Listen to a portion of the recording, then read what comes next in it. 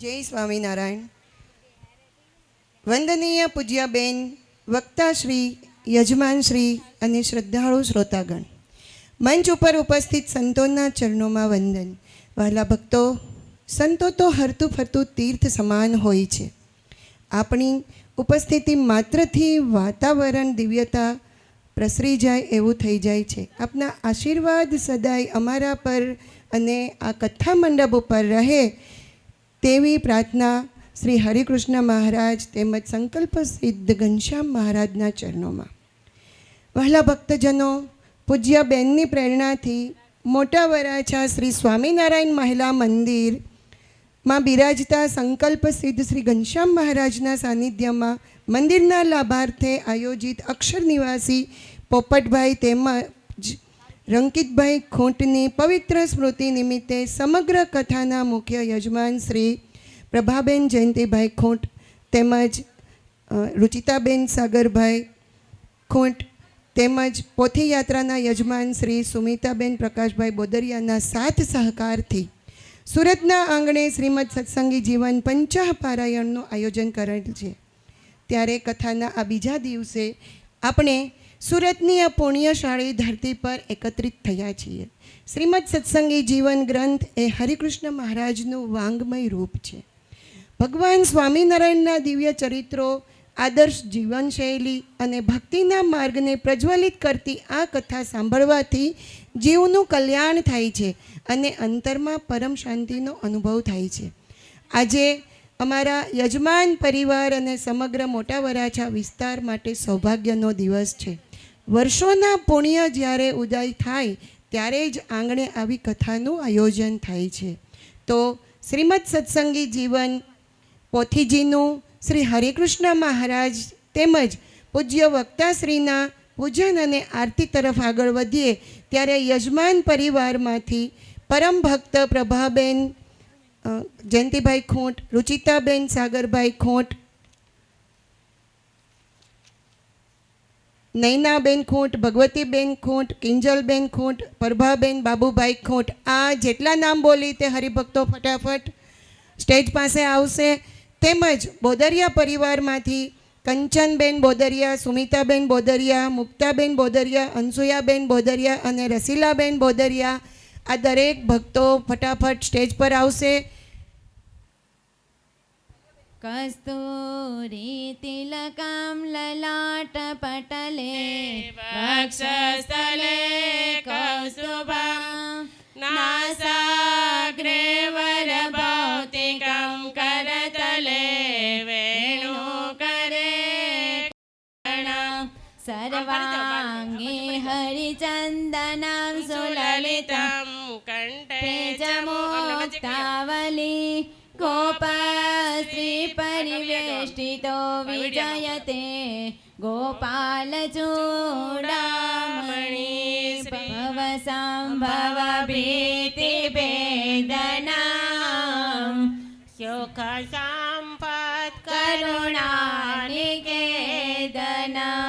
વ્રતદાન તપ ક્રિયા ફલમ સહજાનંદ ગુરુમ ભજે સદા. સજાનંદ સ્વામી મહારાજની જય. જન્મંગલના પાઠ કરવાના છે. બબે દાણા ચોખા ચડાવતા જવાનું અને ઓમ સ્વામિનારાયણ મનમાં બોલતું જવાનું.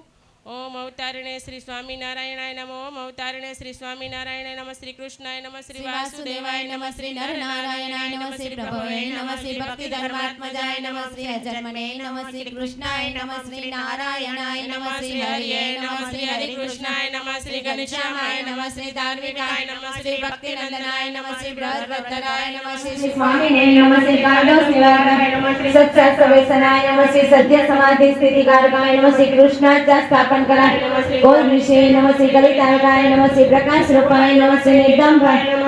સર્વજીવિતાવાહાય નમઃ. શ્રી નમઃ. શ્રી નિરમૃતે નમઃ. શ્રી અદ્રોહાય નમઃ. શ્રી રુદ્વે નમઃ. શ્રી સરોપકારકાય નમઃ. શ્રી નિયામકાય નમઃ. શ્રી સંસ્થિતये નમઃ શ્રી વિનયવતે નમઃ શ્રી ગુરુવે નમઃ શ્રી અજાત્વૈણીને નમઃ શ્રી નીલોભાય નમઃ શ્રી મહાપુરુષાય નમઃ શ્રી આત્મદાય નમઃ શ્રી અખંડિતાસ્મર્યાદાય નમઃ શ્રી વ્યાસનિદાન બોધકાય નમઃ શ્રી મનોનિગ્રહિતજ્ઞાય નમઃ શ્રી યમદૂતવિમોચકાય નમઃ શ્રી પૂર્ણકામાય નમઃ શ્રી સત્યવાદિને નમઃ શ્રી ગુણગ્રાહિણે નમઃ શ્રી ગતસ્મયાય નમઃ શ્રી સદાચાર પ્રિયતરાય નમઃ શ્રી પુણ્ય શ્રવણ કીર્તનાય નમઃ શ્રી સર્વમંગલ સદ્રૂપણાના ગુણશ્રેષ્ઠિતાય નમઃ ઓમ અવતારિણે શ્રી સ્વામિનારાયણાય નમઃ ઓમ અવતારિણે શ્રી સ્વામિનારાયણાય નમઃ સહજાનંદ સ્વામી મહારાજની જય.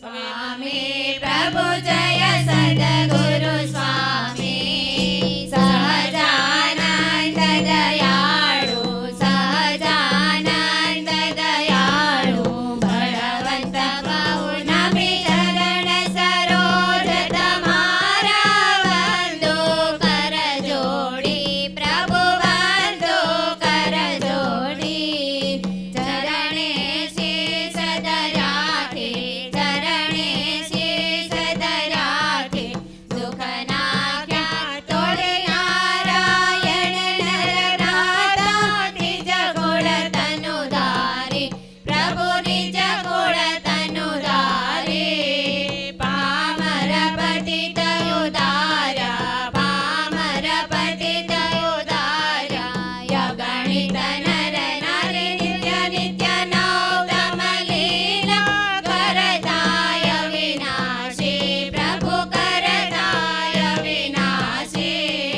68 તીરથ ચરણે 68 તીરથ ચરણે કોટી ગયા કાશી પુરુષોત્તમ પ્રગટનો જે દર્શન કરશે પ્રભુ જે દર્શન કરશે કાળ કરમથી છોટી કાળ કરમથી છોટી કુટુંબ સહિત કરશે આયવસર કરુણા નિધિ કરુણા બહુ કીધી વાલે કરુણા બહુ કીધી મોક્ષાનંદ કરે મોક્ષે મોક્ષાનંદ કરે મોક્ષે સુગમ કરે સિદ્ધિ પ્રભુ જય સદગુરુ સ્વામી પ્રભુ જય સદગુરુ સ્વામી સહજાનંદ સ્વામી મહારાજની જય. ભવ સંભવ. પહેલા ભક્તો પૂજ્ય બેનના આશીર્વાદથી વક્તાશ્રીના શ્રી મુખેથી વહેનારી જ્ઞાન ગંગામાં ડૂબકી મારવાનો સૌભાગ્યશાળી અવસર આપને મળ્યો છે. સંતોના આશીર્વાદ આપણને મળ્યા છે તે આપણું પરમ સૌભાગ્ય છે. સંતો વિશે કહેવાયું છે કે સંત સમાગમ હરિ કથા તુલસી દુર્લભ દોય. સંત સમાગમ હરિ કથા તુલસી દુર્લભ દોય. તુલસીદાસજી લખે છે કે સંત સમાગમ અને હરિકથા બંને દુર્લભ છે. સંતો ના હોય તો હરિકથા સાંભળવી પણ દુર્લભ છે. આજે મંચ પર બિરાજમાન પૂજ્ય બેનના ચરણોમાં વંદન કરી વક્તાશ્રીને વિનંતી કરીએ કે આપના જ્ઞાનના કિરણોથી અમારા અજ્ઞાનરૂપી અંધકારને દૂર કરો. जुष्टो मुक्त गणे निजाक्षर पदे दिव्याकृति सादरम यो भक्तो प्रगटे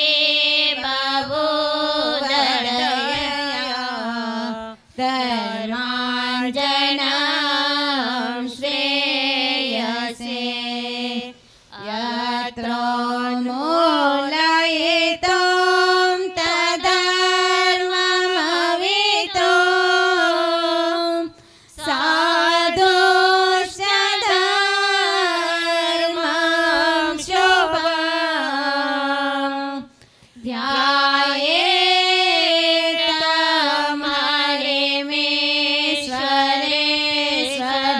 हरिमेश्वरेश्वरमहं सद्बुद्धिदां सर्वदा सद्बुद्धिदां सर्वदा ॐ अवतारिणे श्री स्वामिनारायणाय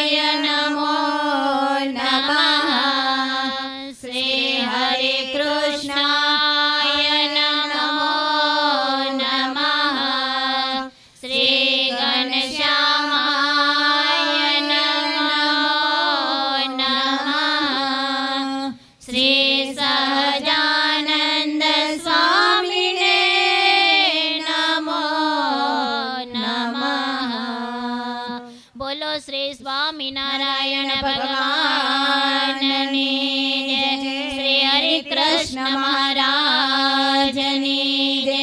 શ્રી સંકલ્પ સિદ્ધ શ્રી ઘનશ્યામ મહારાજની જય. શ્રી ગોપીનાથ મહારાજની જય. શ્રી લક્ષ્મીનારાયણ દેવની જય. શ્રી નરનારાયણ દેવની જય. શ્રી રાધારમણ દેવની જય. શ્રી મદન મોહનજી મહારાજની જય. શ્રી નારાયણ મુનિ દેવની જય. શ્રી વિઘ્ન વિનાયક દેવની જય. શ્રી કષ્ટભંજન દેવની જય. શ્રૂયતામ દેવ દેવેશ સ્વામિનારાયણ પ્રભુ. શ્રૂયતામ દેવ દેવેશ સ્વામિનારાયણ પ્રભુ. તદિયેના વદાનેન કથયેષુ શુભ કથા. કથયેષુ શુભ કથા. હે પૂર્ણ પુરુષોત્તમ પ્રભુ પરબ્રહ્મ જય સર્વોપરી. સુખ કંદ સહજાનંદજી કમનીય મૂર્તિ માધુરી. જો વિમલયામૃતધામ વાસે સખ્ય રાશિ શ્રી હરે. હે ભક્ત જન પ્રતિપાળ રાખો શરણમાં કરુણા કરી. હે અખિલ વિશ્વધાર તનુ સાકાર તેજો મય મહાય ગણિત બ્રહ્માંડો ઉડે તવ દામય અક્ષર માયા. છે સકળ વિભૂતિ દિવ્ય શક્તિ આપ માથી ઉતરી. હે ભક્ત જન પ્રતિપાળ રાખો શરણમાં કરુણા કરી. અવતાર લઈ અવની વિશેષ ધર્મની ગ્લાનિ સમે. નિજ ભક્ત કારણ રૂપ બહુ બહુ ધારીને વિચરો તમે. યોથાપે મૂળયા ધર્મના સધર્મ સ્થાપો છો ફરી. હે ભક્ત જન પ્રતિપાળ રાખો શરણમાં કરુણા કરી. આ સમયમાં સામર્થ્ય રૂપ ગુણ પ્રગટ પૂર્ણ કર્યા પ્રભુ. ભવમાં ભટકતા જીવનો યજ્ઞાન ઘન હરવા વિભો. સધર્મ ભક્તિ જ્ઞાન ને વૈરાગ્યની વૃષ્ટિ કરી. હે ભક્ત જન પ્રતિપાળ રાખો શરણમાં કરુણા કરી. હે પૂર્ણ પુરુષોત્તમ પ્રભુ પરબ્રહ્મ જય સર્વોપરી. પરબ્રહ્મ જય સર્વોપરી. સજાનંદ સ્વામી મહારાજની જય. કથાના દિવ્ય મંગલ પ્રારંભે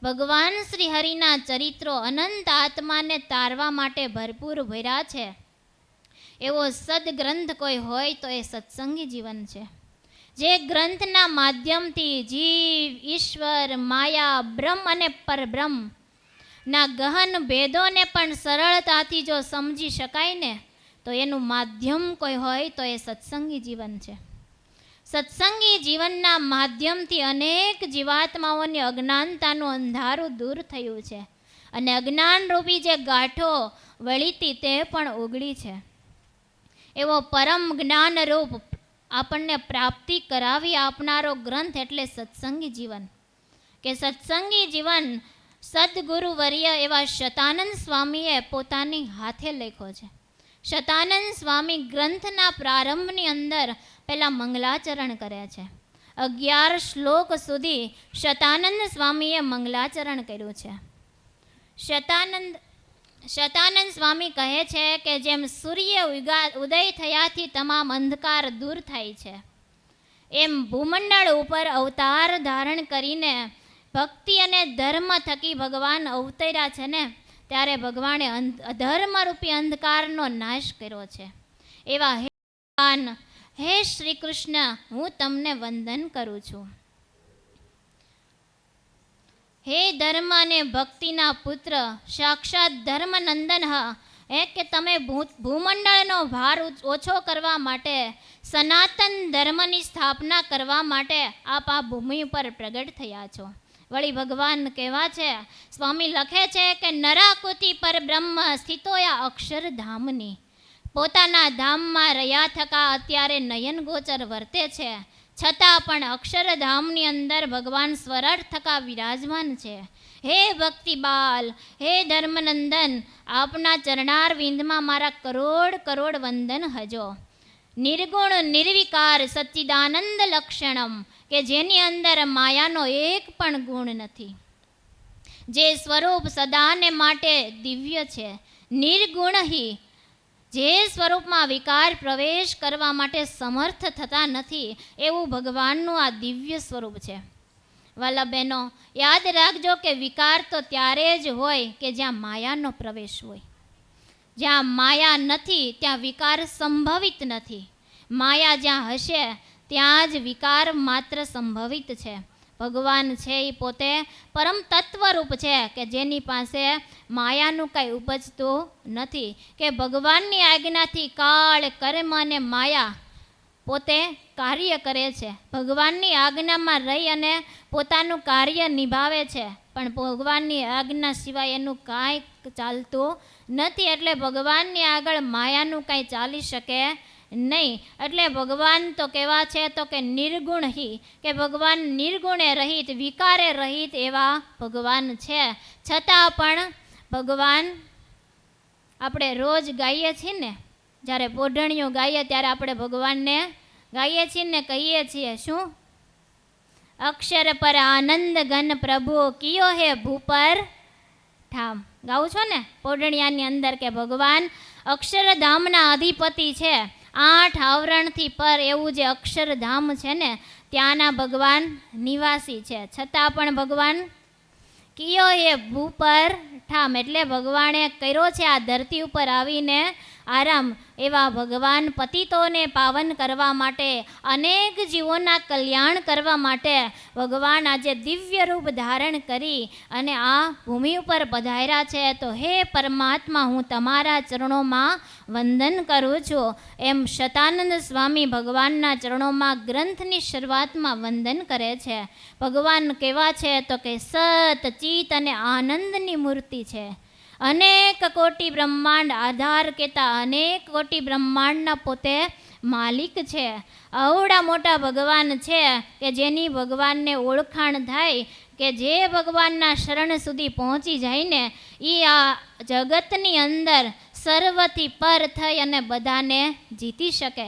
એવા ભગવાન આનંદ ઘન છે કે એની પ્રાપ્તિ જેને થાય એ આ જગતમાં, આ દુનિયામાં સર્વથી મોટપને પામી શકે. એટલા માટે જ મુમાનંદ સ્વામીએ પોતે કક્કાની રચના કરીને એમાં સ્વામીએ ગાયું છે, બાબાજી જીતી ગયા તે જગમાં સતસંગી થયા બબા બાજે જે તે ગયા જે જગમાં સતસંગી થયા જેણે કીધો કુસંગ ત્યાગ તે મનુષ્યના મોટા ભાગ્ય તે જ મનુષ્યના મોટા ભાગ્ય કે જેને ભગવાન મળી જાય ને એના તો બહુ મોટા ભાગ્ય છે કે આપણને પુરુષોત્તમ નારાયણને આપણને ઓળખાણ થઈ ગઈ છે એટલે આપણા બહુ મોટા ભાગ્ય છે. એટલે ભૂમાનંદ સ્વામીએ કીધું કે જે જગમાં બાજી જીતી ગયા કે કોણ જીત્યું તો કે જે પુરુષોત્તમને પામી ગયા કે જેણે પુરુષોત્તમ નારાયણની ઓળખાણ થઈ ગઈ ને એને સર્વે વાતે સાનુકૂળ થઈ ગયું, એને કાંઈ કરવાનું રહ્યું નહીં. એવા મોટા ભગવાન છે કે ભગવાન અનેક બ્રહ્માંડો એના ધરતલ છે, એના આધાર છે. એ સ્વભાવ વિભૂતિ આદિના માપથી પણ ભગવાન રહિત છે.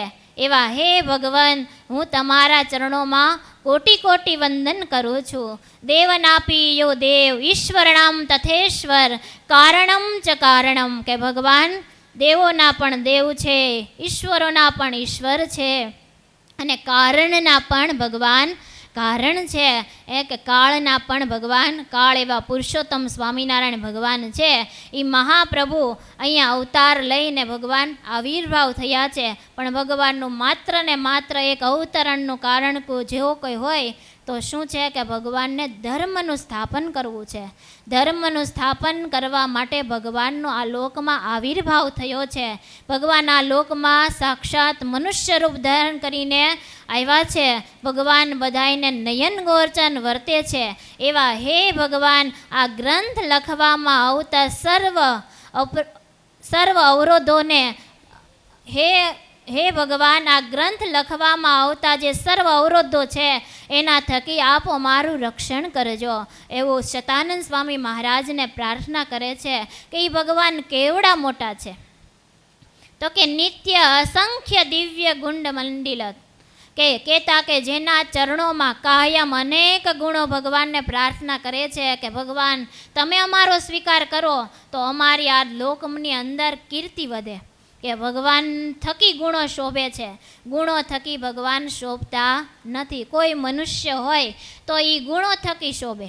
આપણે એમ કહીએ કે આનામાં સારો ગુણ છે એટલે આ વ્યક્તિ સારી છે, પણ ભગવાન છે ને એ ગુણોથી શોભતા નથી પણ એના થકી ગુણો શોભે છે. એટલે રોજ ભગવાનને ગુણો પ્રાર્થના કરે છે કે હે પરમાત્મા, તમે અમારો સ્વીકાર કરો ને તો અમે શોભી ઉઠીએ. અમારું જે કાંઈ છે એ તમારા થકી અધિક ગણાય એટલા માટે તમે ભગવાન મારો સ્વીકાર કરો. એમ રોજ ભગવાનને ગુણો પ્રાર્થના કરે છે. આજ શતાનંદ સ્વામી અદ્ભુત વાત બતાવે છે કે 33 કરોડ દેવતાઓ કે જેના ચરણની અંદર રોજ મસ્તક ઝુકાવે છે. મસ્તક ઝુકાવતા ઝુકાવતા માથાના મુંગટના જે મણીઓ છે ને એ ઘસાઈ ગયા છે. છતાં પણ જેની ઝાંખી થવી દુર્લભ છે, અષ્ટસિદ્ધિ નવનિધિ જેના પાવલિયાને પૂજે છે, એવા હે ધર્મનંદન, હે ભક્તિબાલ ભગવાન શ્રી હરિ આપના ચરણારવિંદમાં મારા કરોડ કરોડ વંદન હજો.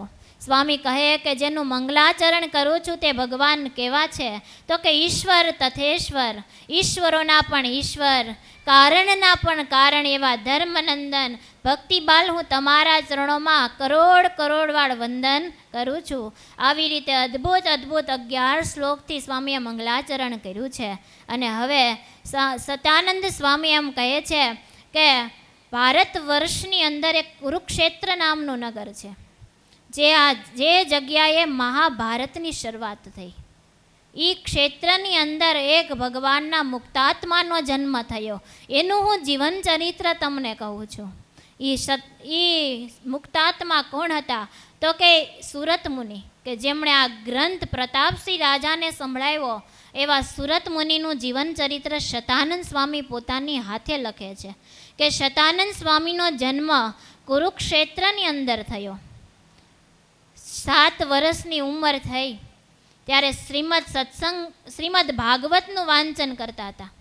વાંચન કરતાં કરતાં સુરત મુનિને જ્ઞાન થયું છે કે આ દેહ કરીને ભગવાનનું ભજન કરાય, બાકી કાંઈ કરાય નહીં. માત્ર ને માત્ર 7 વર્ષની ઉંમરમાં જ પોતાને સાચું જ્ઞાન થયું કે શાસ્ત્રોનો મત એવો છે વાલા બહેનો કે 25 વર્ષ સુધી માણસે વિદ્યાભ્યાસ કરવો જોઈએ. 25 થી 50 વર્ષ સુધી સંસારનો વ્યવહાર કરવાનો અને 50 થી 75 વર્ષ સુધી આત્મશ્રેય માટે દાખલો કરી લેવાનો. શું કીધું? 25 વર્ષ સુધી વિદ્યાભ્યાસ કરવાનો, 25 થી 50 વર્ષ સુધી જગતનો જેટલો વ્યવહાર કરવો હોય એટલો કરી લેવાનો. છોકરાને પવણા હોય તો પવણાઈ દેવાના, છોકરાને રમાડવા હોય તોય રમાડી લેવાના. એમાં હું બાયુનું વ્યાજ વધારવાલું હોય એટલે એ બધું કરીને 50 વર્ષ થાય ને ત્યાં પરવારી જવાના. 50 વર્ષના થાવ ને વનમાં પ્રવેશ કરો, એ ભેગું શું કરવાનું? આત્મશ્રેય માથે દાખલો કરવા માંડવાનો. એટલે હવે વિચારી લેજો કે અમારે શું કરવું. કેટલે પૂગ્યા એ હવને ખબર હોય ને કેવડી ઉંમર થઈ. શું કેવું તમારે? બધાય વટી ગયા ને 50. હવે શું કરવાનું? બસ કેવળ ને કેવળ ભગવાનનું ભજન કરી લેવાનું. પહેલાંના સમયમાં તો 50 વર્ષ પૂરા થાય વનમાં જાય એટલે જંગલમાં જઈને તપ કરતા. હવે એવો સમય કાંઈ રહ્યો નથી. હવે ઘેર બેઠા ભગવાનનું ભજન કરવાનું, પણ સીસીટીવી કેમેરા બનવાનો નહીં. ખબર છે ને કે ઘરમાં વહુ કામ કરતી હોય આમથી આમ આટા મારે ત્યાં ડોશીમાં કરતા હોય માળા, પણ સતત નજર સામે હોય. એટલે વહુને એમ જ રાખવાનું કે અમે સીસીટીવી કેમેરાની નજર કેદમાં છીએ. એટલે સીસીટીવી કેમેરા બનવાનું નહીં. શું બનવાનું? તો કે ભગવાનના ભક્ત બની ભગવાનની માળા કરવાની. હો, ભગવાનનું ભજન કરી લેવાનું. જેટલું થાય એટલું આ દેહ કરી ભગવાનની પ્રાપ્તિ થાય એવી કમાણી કરી લેવાની. એટલે સુરત મુનિ માત્ર 7 વર્ષની ઉંમર થઈ, હજી તો હાવ બાળપણ કહેવાય ને. 7 વર્ષની ઉંમરે અમને ખબર પડી છે કે આ દેહ કરી ભગવાનનું ભજન કરાય. એટલે ઘરે રજા માગી છે કે મને ઘર ત્યાગ કરવા માટે રજા આપો. પણ ગ્રહસ્થ જીવન એવું છે કે જ્યારે ત્યાગાશ્રમમાં પગલાં માંડવા માટે દીકરા કે દીકરીઓ રજા માગે ને ત્યારે ગ્રહસ્થ હોય ને મા બાપ એ શું કહે? ન્યા કાંઈ જવું નથી. પણ બાજુવાળાના દીકરા દીકરીઓ જતા હોય તો બહુ સારું, હો, ભગવાન ભજવા જવાય જ ને.